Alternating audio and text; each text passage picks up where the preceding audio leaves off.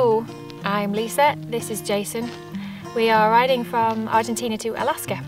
I'm riding a F650 GS, also known as Pearl, and Jason's on a F800 GS.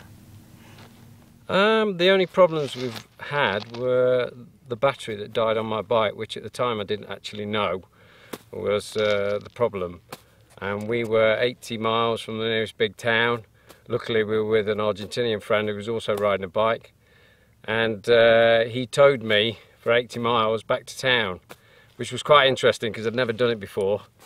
A little scary moment was when we were actually back on the tarmac and we overtook a truck at 50 miles an hour.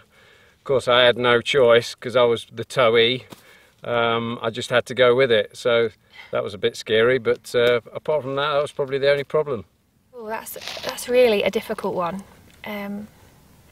Yeah, so I guess aside from all the amazing interactions we've had with people, all the people we've encountered on the road so far, one of the moments that does particularly stand out for me was probably when I started to relax on the Ripio on the loose gravel. And one day, after weeks and weeks and weeks of being pretty terrified, I just all of a sudden decided to let go and get her out of second gear into third, into fourth, and just go for it. Took that leap of faith and found that, yeah, all of a sudden off-road riding became fantastic fun. It was a bit of I was probably having a bit of a mini epiphany, if I'm honest. I would say the worst moment so far is when we were snowed in a ski resort called Kaviawi, and we couldn't get down the mountain without the help of one of the locals who had a trailer. And on the way back down the mountain, a goat ran across the road. He made no attempt to avoid it, ran it over, and I had to witness the agony of this goat as it was dying in the middle of the road. So that was probably the worst moment. Yeah, okay, so as I hinted earlier, I think me careering over all the loose gravel has surfaced a couple of dual frustrations from the pair of us. It was a little bit like the tortoise and the hare scenario.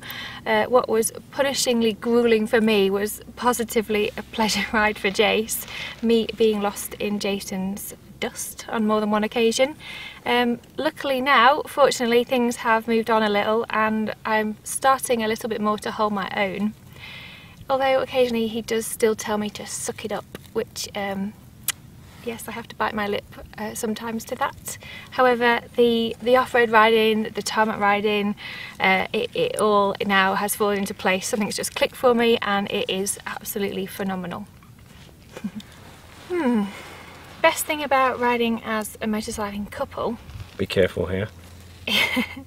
Yeah, it is the constant companionship, first and foremost. On and off for the last 14 years we have travelled together, but two-wheeled motorcycling travel is a whole different experience. It's very unique. We get to share all the phenomenal firsts together, all the soul-singing scenery which will obviously wow you to the core. You just take it for granted that you can turn around to one another, go up at something, point stuff out to each other all the time, even forewarn the other person when something perilous is about to happen down the intercom through the helmets. We just take it for granted we can share all of that. We're travelling by the same means, living out this adventure side by side, wanting to see the same things, the same countries. In a nutshell, it's all of that. The worst thing about travelling as a motorcycle couple is the constant companionship. Forgive me, Jace, but we are with each other 24/7, and we're often riding a roller coaster, perhaps just me, of emotions. Riding often through difficult and challenging, unpredictable conditions, circumstances. Yes, we're there for each other to problem solve, but it is really difficult to stay sane with each other all of the time. Would you add anything to that? Is that how you felt? Really? Yes. And some. The best thing about motorcycle adventuring, I would say it's this. It's being able to go where you want, when you want, on your terms. Okay, you can do that in a car, but there's places where you just can't get a car. So for me, this is the best form of transport, you know, if you want to go and explore the world. And I heard somewhere that, and this was a great analogy, is that when you travel in a car or a bus or a train, it's like watching a movie. But when you travel by a motorcycle, it's like being in the movie.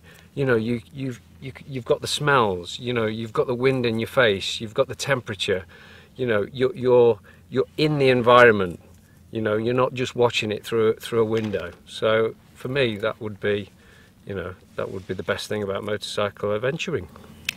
And I guess, yeah, as well, I would add, obviously, the spontaneity of it all. You never know. We never know who you're going to meet, what you're going to encounter in a day. Completely dictating from day to day, designing your entire day, your life, just exactly how you want to play it out. It's that flexibility, isn't it? Having total autonomy for the way you want to design your trip and live out your adventure.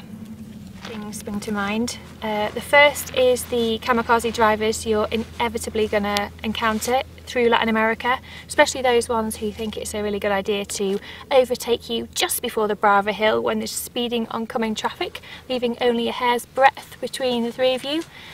Second is the numbing cold. For the more nesh amongst us, you know, I have felt the cold on a few occasions. And third thing for me probably is, yes, we have got heavy bikes. When they frequently do go over, they are a bugger to pick up. And the other thing I would say is security. You just can't leave your bike and just wander off. You've always got to think about where you're going to put your bike. If you want to go off for a walk, you've got to carry all your gear with you.